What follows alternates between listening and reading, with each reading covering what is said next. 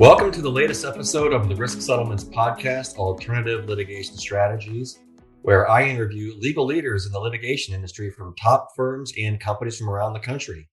On this program, we discuss, among other things, the latest trends and developments that are currently happening in the world of class action and various other types of commercial litigation.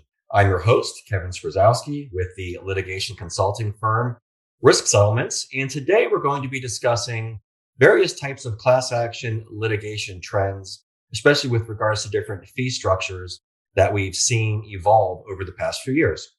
I am pleased to welcome my guest today, Fred Burnside, a partner in the Seattle office of Davis, Wright and Tremaine and co-chair of their National Class Action Defense Group. Good morning, Fred, and thank you for joining. Good morning. Happy to be here, Kevin. Great. Fred, perhaps we can start just by having you tell us a little bit about your career defending companies in consumer class action litigation.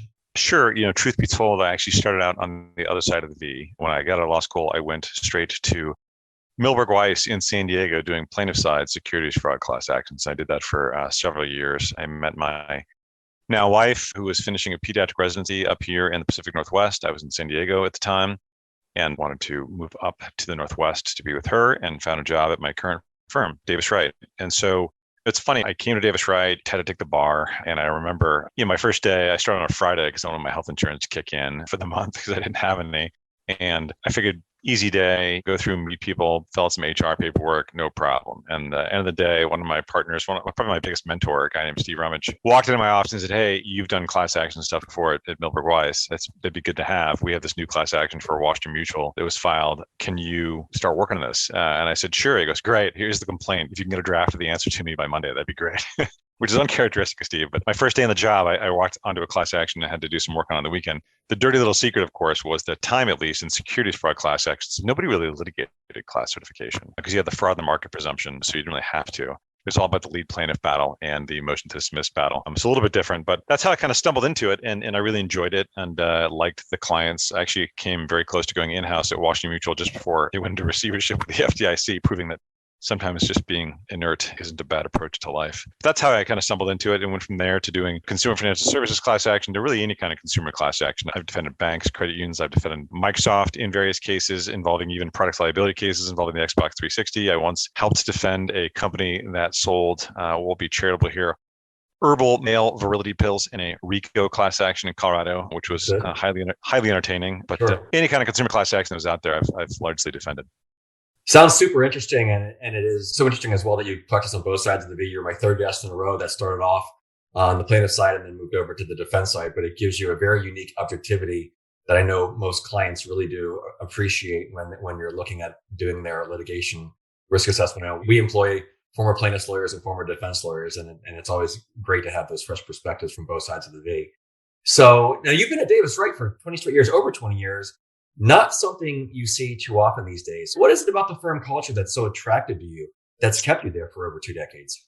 That's funny you ask. I've been thinking about that a lot lately, just because every 7 or 10 years or so, the firm dusts off its strategic plan and rewrites it and figures out what we want to do. And, I was mulling that over as I was talking to one of my partners, a guy, Brad Fisher, who's been with me here forever. I actually interviewed with him, kind of looking around. It used to be 10, 15 years ago, we'd look around and there's sort of these elder statesmen at the firm. And then suddenly we realized like a lot of them are gone. And now it's sort of us, for lack of a better term, which is a strange phenomenon. You show up when you first come to a place and you have a secretary out front, you got stationery, you got a computer that works, and your paycheck shows up in time. And then one day you realize someone's got to run the place. And then one day you realize that that's you. And so it's a little daunting, but culturally, I think the thing I like about Davis Wright and have liked about it is that there's a lot of autonomy and a lot of freedom to kind of do and build the practice you want.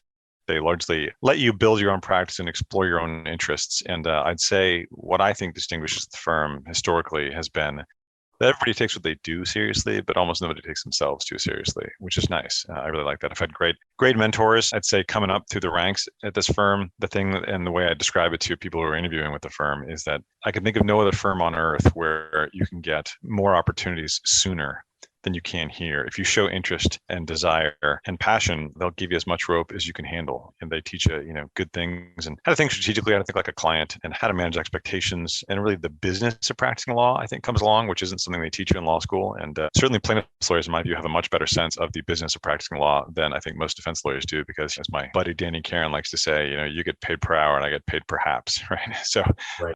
It's been a good culture as far as the litigation side goes and letting me do what I want and giving me the freedom to kind of pick and choose the path I want. We pride ourselves in sort of being a big tent with lots of different philosophies. We're largely known actually in a lot of litigation space as media lawyers and First Amendment lawyers. We have some of the best First Amendment lawyers in the country. We've represented the New York Times, Wall Street Journal, like every major publication you can think of. And one of my partners has deposed Tom Cruise in litigation before. So it's a wide variety of practice here that keeps it interesting. And you never know what's going to come through the door. And that's one of the things I love about it is I go from learning all about the policy implications for overdraft fees in consumer financial services litigation to researching herbal male virility pills and everything in between, and the Xbox 360 and what causes product defects or alleged defects. There was no defect in products. And it's just every case is sort of a new job, and people approach it that way with a passion. And it's a kind place. It's a very fair place. It sounds really fascinating. It sounds like a great firm to be a part of and to help run, that there's a lot of diverse opportunities and a lot of innovative minds there. It really sounds fantastic. And funny you should mention your friend, your member of the plaintiffs bar, Danny Karen. He's going to be on the show next week, ironically. All right. Yeah, and definitely your message about being superstar lawyers, but also really understanding your client's business is so relevant these days, and it's been relevant really since the Great Recession. Everybody, we work with a lot of businesses in active litigation. So we hire these great lawyers, but often we want them to also understand not just what our legal objectives are and hopefully preferably win, but also what our financial objectives are and our business objectives are, really understand us and understand the industry. So I think it's a great philosophy to have. But also, I love your part about, we take the legal work very seriously, but we don't necessarily take ourselves very seriously. When I was looking through your website, I saw that many lawyers of your firm have these very personal branding taglines on their firm profile pages. And some are very creative and some are very interesting and entertaining even. I saw that yours is I solve problems, which I think sounds familiar to me, but I wanted to ask you, how did you land on I solve problems and what was your inspiration behind that? Yeah, I'll give you kind of a long-winded answer here. The firm website has evolved over the years. And I remember early on, before I was a lawyer, I used to race bicycles for a living, not a very good one, but I lost some teeth in a crash. And I remember I couldn't afford to get braces till I became a lawyer. So I had braces when I first came to the firm. I had this old black and white photo. And then they updated the website and they said, you got to get a new photo, a color photo. And I didn't want to till I got my braces off. And so they kept saying, no, you have to do it. You have to do it. And I've also had kind of a problem with authority, which is probably why I like a firm where I have lots of autonomy. I don't like people telling me what to do. So I remember at one point I got an email that said, you need to get a new photo on this date. I wrote back as an associate, or what? Anyway, so then eventually I did get that photo. And then eventually we updated to an entirely new website about 2-3 years ago. And in conjunction with the new photo and the new website, they said, look, everyone in the firm is going to have a tagline below their photo. And I said, I don't want to have a tagline. I think that's kind of lame, frankly. It can be, okay, depending on what you do. But I'm not a used car salesman, right? So I don't really want that. And they said, well, if you don't come up with one, then we're going to come up with one for you and put it on there. And I said, well, that's utterly ridiculous. I don't want that. So I thought about it for a while, and I thought it's actually a line from Pulp Fiction. It's Harvey Keitel when he shows up and he says, hi, I'm Winston Wolfe. I solve problems. And that's kind of how I view my role. And what I tell associates is civil litigation isn't about truth. It's about money. And at the end of the day, you want to do, my job is risk minimization and risk mitigation for my clients and giving them the best advice possible to help do that. And so if you win, quote unquote, win the case, and it costs 3 times as much as what it costs to resolve the case on favorable terms, then you've lost. So my view is, my plan is to solve the problem of the day, which is to minimize the exposure in a case and going forward, for the client to make sure they get the best result possible, and that my ego is not caught up in a win-loss record. I don't feel like I need to, quote unquote, win a case if it costs more than it should. I think you're absolutely spot on with that. It's something we hear from clients often. Now, in addition to holding various leadership roles at the firm over the years, you've also spent several years serving as the co-chair of the ABA's annual National Institute on Class Actions. I know they had a meeting just recently, a couple of months ago, I believe, and you served as a panelist on a program titled Mamas Don't Let Your Babies Grow Up to Be Class Action Lawyers. Now, you've had a great career as a class action defense lawyer. So my simple question for you is, why not? Well, to be fair, and you can ask Danny about that. That was Danny Karen. I've been doing this program with him annually for about a dozen years now, and he always recrafts the titles of those things to suit the locale we're at. Since we were in Texas, he decided to make it very Texas cowboy oriented. But I guess part of it is the trials and tribulations of the practice, right? And it's evolved a fair amount over time. And I guess, part of it is it depends on where you're at. I guess this is where the rubber meets the road. And one of the things that I mentioned in that panel presentation, right? I mean, I'm at a mid-size firm that is largest offices in Seattle, historically known as a Seattle office, though it's actually most lawyers are outside of Seattle at this point. We have big office in LA, San Francisco, we have office New York, DC, et cetera. But the shift for that, and the reason I mention that is, when I am competing to defend a case, a major case for a client, oftentimes I'm going up against firms like Skadden or O'Melveny or Wachtell sometimes, or others, right? And the only way that I am getting that case over those admittedly more well-known and more expensive firms is by seeming different in that regard. And the way that we do that is both on a pricing aspect and offering oftentimes fixed fees by phase, et cetera, but also by leaner staffing. And that's not always going to be possible on some cases. I mean, if you've got a case that needs 50 bodies, like, I'm not your guy. I'm not going to be able to just grab 50 associates and throw them in a case. That's just not how our firm is structured. But if you have a case that needs 3 lawyers, where every lawyer on the case at all times will know everything about your case, then I am your guy. And that's what we're designed and staffed for.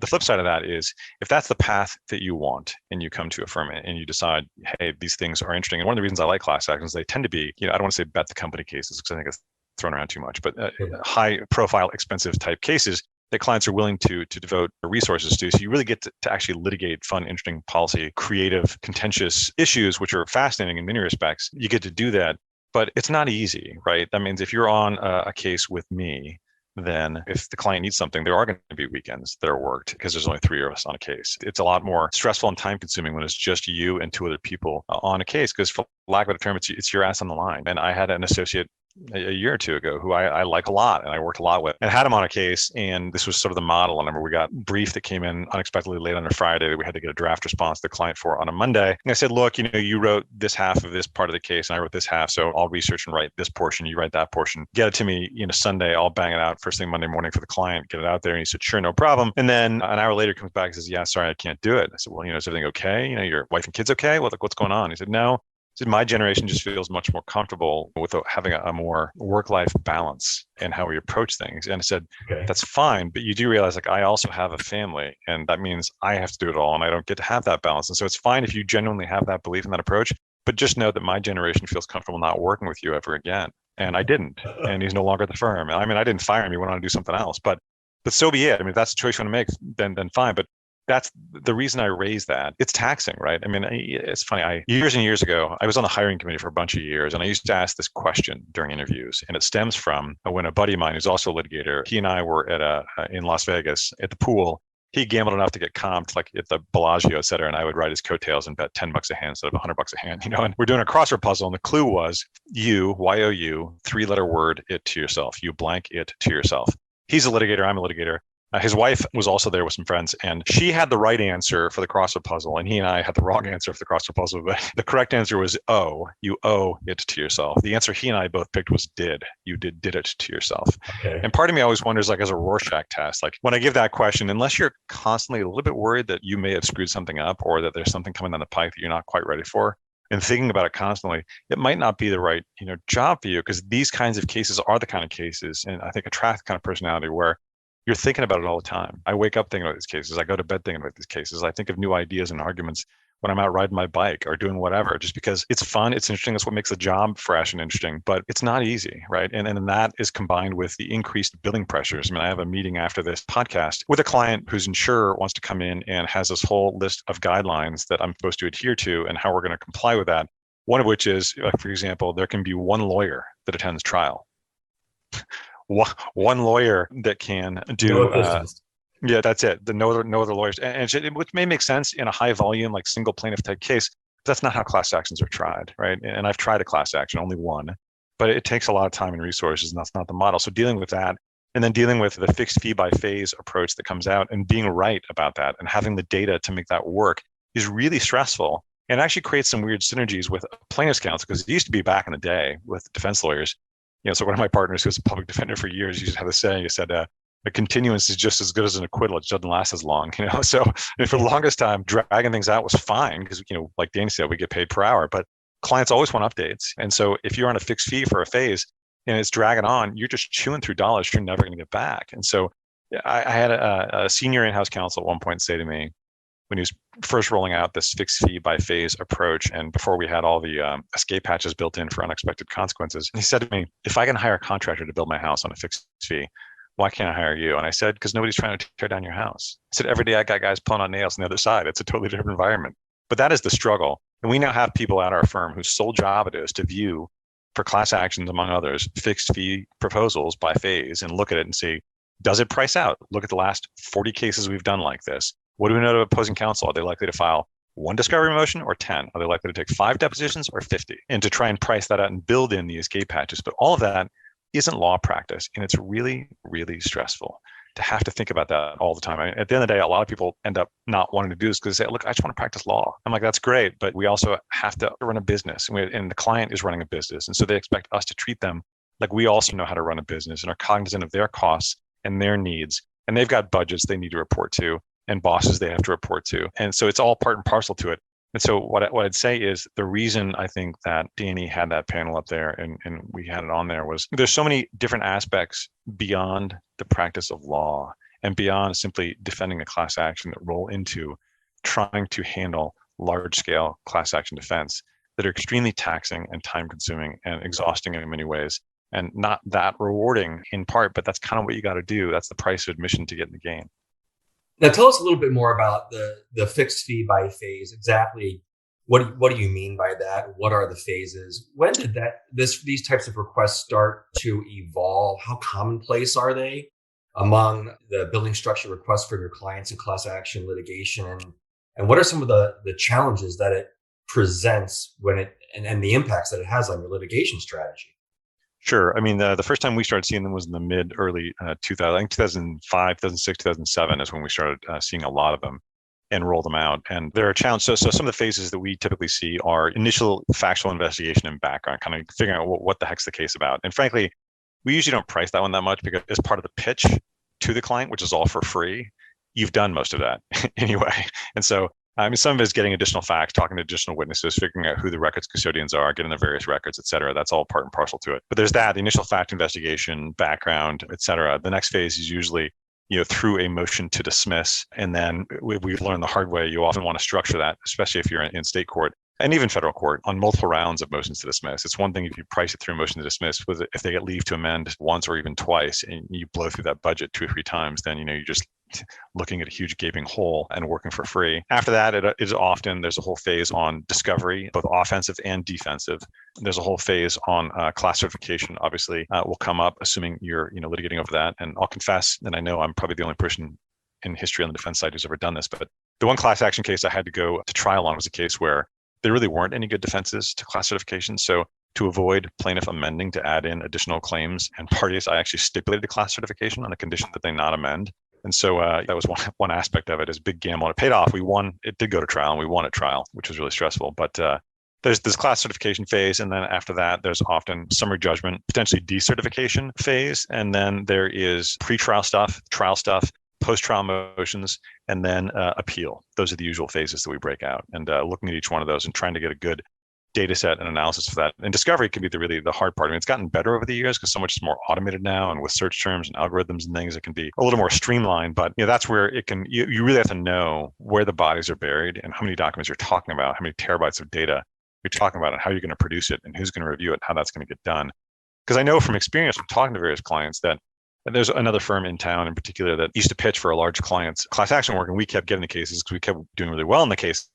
And I remember at one point, the client saying, their bid came in. 2 things. One is their bid came in and it was like $300,000 below what ours was. I think ours was like, $3 million for the life of the case. And the reason for that is they had dramatically undercut what the cost of discovery would be. And because we litigated a similar case, we knew what discovery was going to be. And the client, even though it's $300,000 less, said, we're not going to hire them, in part because, once they are $300,000 in the hole on this and have to explain to their partners why they're just hemorrhaging money on a case and not making money on it, that suddenly our interests are no longer aligned. And so I think most clients are sophisticated enough to know, yes, it's one of my partners once said when these things first rolled out and people had all these creative ideas on how to structure them, this, that, and the other, and he said, okay, just to be clear, they want to pay us less for the same work, right? That's what this boils down to.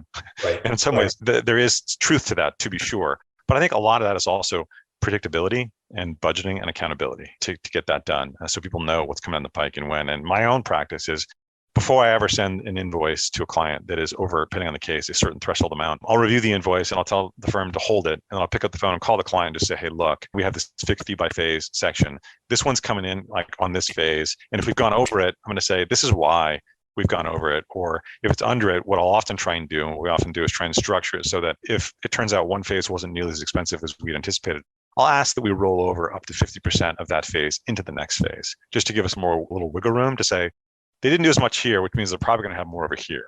And so a lot of it is just getting it right. And I've had to go both ways. I've had clients on the one hand say, you guys were so far under budget, we're going to give you a kicker, an extra 10% on top of what it was.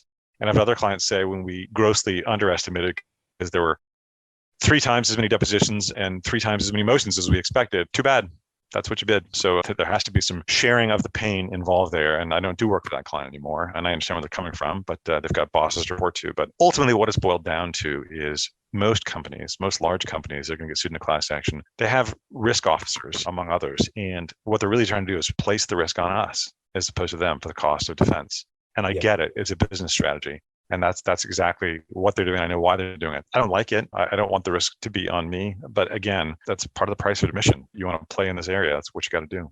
Yeah, I think your point about predictability and accountability ruling the day is absolute top of mind with the business units and the in-house legal departments. I mean, that's in large part why we've developed a series of litigation and settlement risk transfer solutions so that people can actually transfer the entire financial risk and cost of the case through a policy if the case is right and the timing and the circumstances are right. But yeah, that was a little tee up for you. A little. I appreciate that. But we worked with a Fortune 50 company that has $100 billion in revenue per year, and they bought a $300,000 policy for a small food and beverage false advertising product. And the director of litigation said, I can never underestimate the value that the business unit puts on the cost certainty. I mean, $300,000 for this company, one would think would be like proverbial change in the corporate back seat, but they wanted to ensure the risk just to guarantee that they had absolute cost certainty and predictability.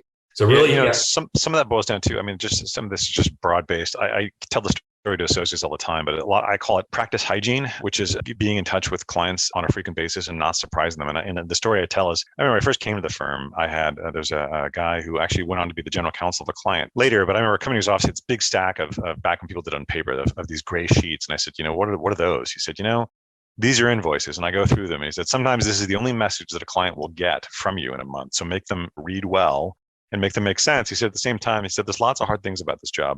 Getting clients, keeping clients happy, winning cases, dealing with opposing counsel, managing the stress, managing the flow, the inventory, et cetera, is hard. He goes, it's easy? Getting your invoices out on time. He goes, it turns out that's how we get paid. And the story I tell there is I had a partner years ago who won this incredible case. Just astonishing result on a motion to dismiss with a decision that was going to be useful for that same client in a dozen different jurisdictions. It was going to save them, millions of dollars, just incredible result on a theory that I thought there's no way that's going to work. And ultimately, he did this work and was very busy and very good and brilliant lawyer, but not very good at getting his bills out on time. And ultimately waited until January to send out 4 months worth of invoices for many hundreds of thousands of dollars because it was a tremendous amount of work. Yeah. And the client said, look, normally I'd say we should be carrying you down the halls at our company and telling everyone what a great lawyer you are and how great we are. But now I'm never going to hire you again because ultimately, A, I'm not going to pay all this invoice. And B, I just set my budget. I now have to explain to my boss why my litigation budget for the year has been blown and why I didn't somehow know earlier that these invoices were coming. You make me look bad. And I don't care if you win the case. Ultimately, I need to look good to my boss or I don't have a job anymore. So don't do that. And so it's just one of those good kind of, existential epiphany moments where you're like, man, being a really good lawyer is necessary, but not sufficient, right?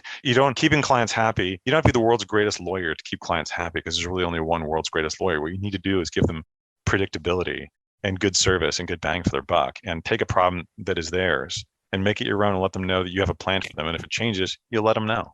Yeah, I think the predictability, I think you are 100%. I couldn't concur more. So this is a great conversation. I'm really enjoying it, Fred. Unfortunately, we've already used up a lot of our time. So let me just turn it over to you for final comments. Any final things you'd like to say about the future of the class action industry, exciting things to look forward to on the horizon, or maybe just what advice would you give to a young lawyer today who would like to start a career as a class action attorney?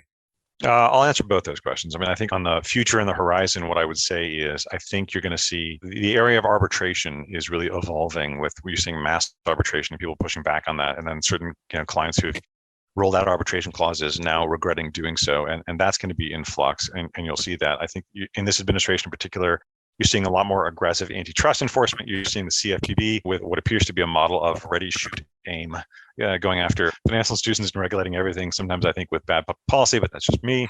And so lots of activity. I think that if there's one thing I have faith in, it is the creativity of the plaintiffs' bar. They are the whack-a-mole's been around forever. People try and stop them forever, but they're good lawyers, creative people. And that's one thing I'd say to a budding class action lawyer is plaintiffs lawyers, you can disagree with some of them, you can knock along with some of them. I get along pretty well with most all plaintiffs lawyers, probably because I used to be one. I don't think it's a healthy mindset for people to vilify the plaintiffs lawyers on the other side of their mind. It makes for strained relationships in how you litigate the case. And plaintiffs lawyers, contrary to popular belief, aren't bad people. They may frustrate clients that we have, and the claims may not be meritorious, but to some degree, that's like, don't hate the player, hate the game. Like there's rules out there, and they're playing within those rules and bringing cases that you may disagree with on a philosophical level, but that's what they're there for. And that's ultimately how the system works. And so I think you're going to see lots of movement in affirmative pro-consumer cases in the class action arena. I don't know so much about the security side. I haven't been tracking that as much. But then on the other side, I'd say advice-wise, it's an interesting area to be in. It's one, if you like fascinating public policy issues and lots of interesting arguments, it's a good place to be. Although, Kevin, I don't know if you remember when I was on that panel, one of the things that I said there is, the longer I do this, the more I realize that a lot of the things I remember saying, people kept talking about, you hear words like superiority and predominance and commonality and typicality and numerosity and all these words, some of which Arthur Miller made up, right? And at the end of the day, the longer I do this, the more I realize it just boils down to one thing. And I say this in state court all the time, which is if the case really boils down to one question, is proving this person's claim going to prove everyone else's? If it will, then great, you should certify, but oftentimes it won't. And everything else is just ornamentation. It's background. And if you can get that through your head and really think about what that means from a case perspective, and resonate with the judge, it can be a really fun practice because there's lots of different ways to show that. You learn lots of different things about lots of different people. And every case is like a brand new job. And that's exactly why I love it. I think that is very valuable guidance and advice. And I also think that's about all the time that we have for today. So, Fred, it was a real pleasure having you, my guest. And I do want to thank you again for all your time and all the valuable insights that you shared with me and shared with your audience. Thank you. You're welcome. Happy to do it. And now, if anybody would like to contact you to discuss any of the topics we covered here today, what would be the best way to reach you? Sure. It's just Fred Burnside, all one word, FredBurnside at DWT.com. That's D as in dog, W as in William, T as in Tom. Or you can just call my cell, 206-661-2589. I could talk about this stuff all day. Happy to consult, advise on either side of the V. If you're a budding plaintiff's lawyer that wants to meet a seasoned plaintiff's lawyer, I'll put you in touch. If you're a budding defense lawyer and want to work on some cases or interested in it, I'm happy to chat with you as long as you like. I have a feeling we're going to have several members of the audience reach out to you after this program. Again, Fred, this has been great. And of course, as always, I want to thank the audience for listening. If you'd like to hear more, please be sure to follow us on Apple, Spotify, or anywhere you listen to your favorite podcasts.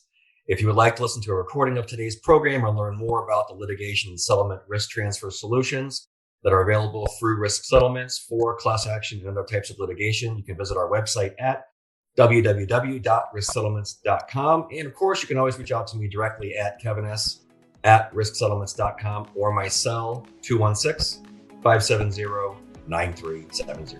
Thank you again for listening, and until next time.